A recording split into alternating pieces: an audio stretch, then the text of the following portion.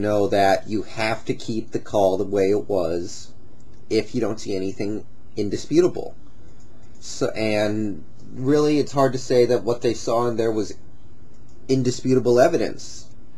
There's no way you're going to be able to get something definite out of a play like that. So you got to stick with what the original call was, and it's a 50-50 thing, and the Saints got it. That's the best I can say about that. And the catch in overtime, I think he caught it. I think he had control. I'm not sure if it hit the ground, and even if it did, I think he might have controlled it.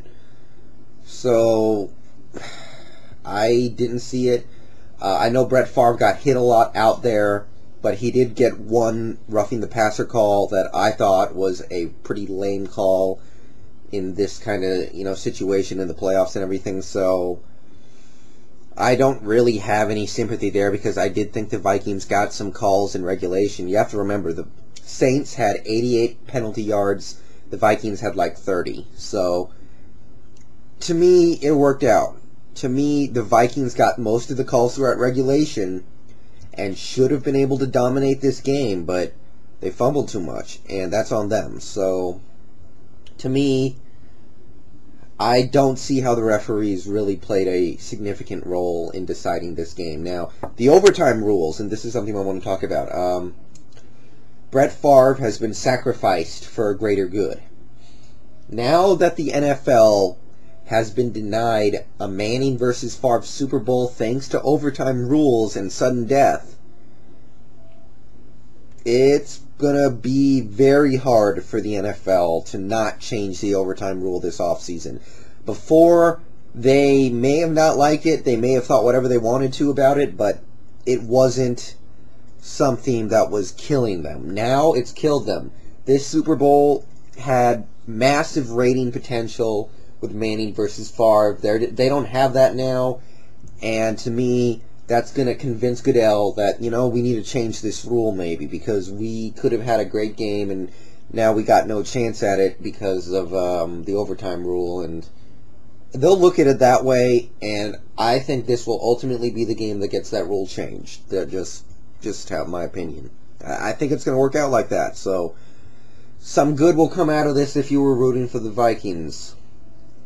But I thought the Saints, I was impressed with their offense. Very conservative. They had the one turnover on special teams, but they were conservatively good. They completed a lot of short passes, and I thought they were efficient.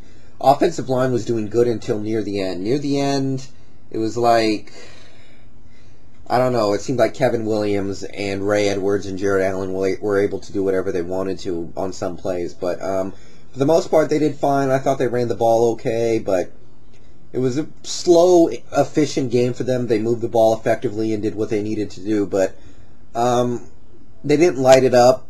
They did put up 31 points, but they didn't light it up. So you look at the Vikings, who did light it up. They moved the ball at will. They ran the ball fairly well. They passed the ball very well. So what happened? It's all about those turnovers. That's what cost them the game. The Vikings should have had this game wrapped up in well before overtime even came into play.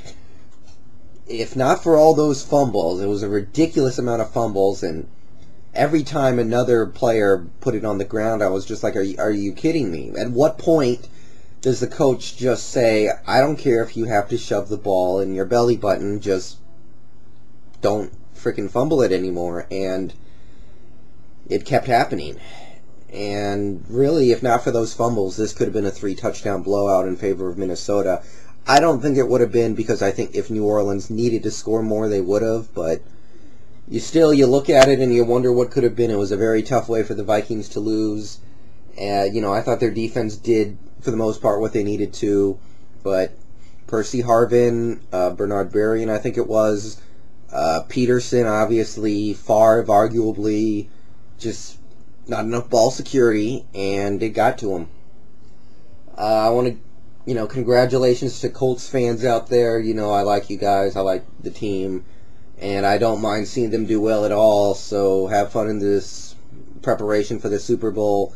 And Saints fans, you guys too. I like Saints fans. I think the way they cheer on their team, if you watch games that are in the Superdome, they get crazy, they get loud, and it affects games. They affect games. If it wasn't for them today, maybe the Vikings come out on top, but I think the crowd affected that game in so many ways that if it wasn't for them, Minnesota's going to the Super Bowl right now. And I like Saints fans. They've had to put up with a lot of crap over the years, and a lot of people don't like Saints fans because of the stereotypes around people in that area and because of the whole bandwagoning aspect, but quite frankly, any successful team is going to get bandwagoners.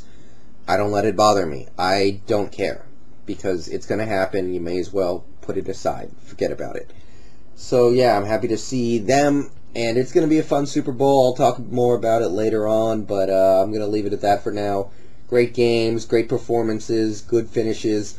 Both games were good. The first game was real good. The second game was amazing, and sometimes that's all you need. So I'm good. See you guys later. I'll be talking about the Super Bowl matchup when it gets a little closer. Maybe do some Pro Bowl stuff, and I'm out.